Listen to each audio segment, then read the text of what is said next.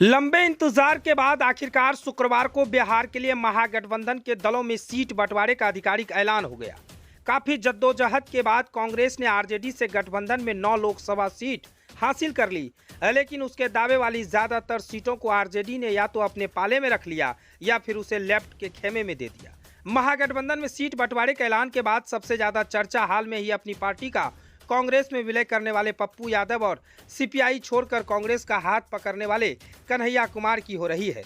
दरअसल पप्पू यादव और कन्हैया कुमार बिहार में अलग अलग लोकसभा सीटों से कांग्रेस के दावेदार माने जा रहे थे, लेकिन सीट शेयरिंग में लालू ने कुछ ऐसी कैंची चलाई कि पप्पू और कन्हैया दोनों किनारे लग गए।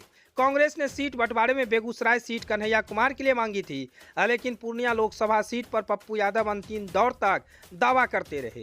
राजद ने इन दोनों सीटों पर कांग्रेस की दाल नहीं गलने दी। बेगूसराय सीट आरजेडी के सहयोगी लेफ्ट को दे डाली, तो वहीं पूर्णिया सीट अपनी पार्टी की उम्मीदवारी बीमा भारती के लिए रख ली। सीट बंटवारे का आधिकारिक ऐलान होते ही तमाम कयासों और दावों पर विराम लग चुका। पप्पू यादव कसम खाए बैठे हैं कि पूर्णिया से ही चुनाव लड़ेंगे, लेकिन सबसे बड़ा सवाल कन्हैया कुमार के राजनीतिक भविष्य पर है।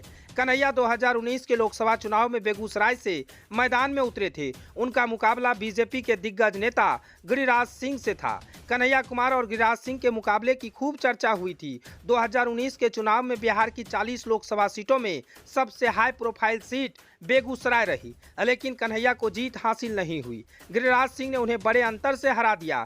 पिछले चुनाव में कन्हैया बेगूसराय से सीपीआई के उम्मीदवार थे। जेएनयू से राजनीतिक में सक्रिय होने वाले कन्हैया की पहचान एक वाकफुट युवा लेफ्ट नेता की थी। जेएनयू प्रकरण के बाद देश भर में विपक्षी नेताओं ने कन्हैया कुमार को हाथों हाथ लिया था। कन्हैया जब बेगूसराय पहुंचे तब यह उम्मीद जताई गई थी कि आरजेडी इस सीट पर शायद कन्हैया के खिलाफ कोई उम्मीदवार नहीं दे, लेकिन उस वक्त भी लालू यादव ने अपनी पार्टी के तनवीर हसन को मैदान में उतार दिया था। गिरिराज सिंह ने 2019 में कन्हैया को बड़े अंतर से हराया था। गिरिराज को 6,92,000 वोट हासिल हुए थे, जबकि कन्हैया कुमार को 2,69,000 वोट ही जुटा सके थे। आरजेडी के उम्मीदवार तनवीर हसन को 1,98,000 वोट हासिल हुआ।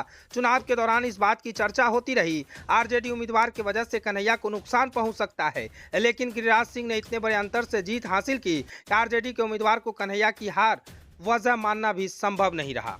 कन्हैया चुनाव जीते नतीजे बता रहे थे। अगर तनवीर हसन के वोट को भी कन्हैया को मिल वोट में जोर दिया जाए, तब भी गिरिराज सिंह को मिले वोटों से काफी पीछे रहा था।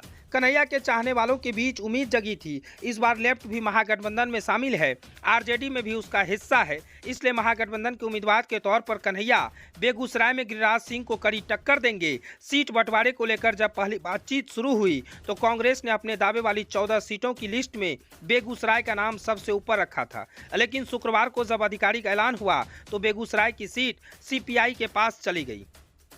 हालांकि सीपीआई ने हफ्ते भर पहले ही इस सीट की अवधेश राय को अपना उम्मीदवार बनाने की घोषणा कर दी थी। इसके बाद यह माना जा रहा था कि कन्हैया कुमार के लिए बेगूसराय का दरवाजा बंद हो गया। कांग्रेस लगातार आरजेडी से बात करती रही, लेकिन बेगूसराय पर बात नहीं बन पाई। बेगूसराय के बिहार से आने वाले कन्हैया के लिए अब बिहार में 2024 से दरवाजा बंद हो चुका है। ये कौन सा दावा करे या फिर क्या, ये आप समझ गए होंगे।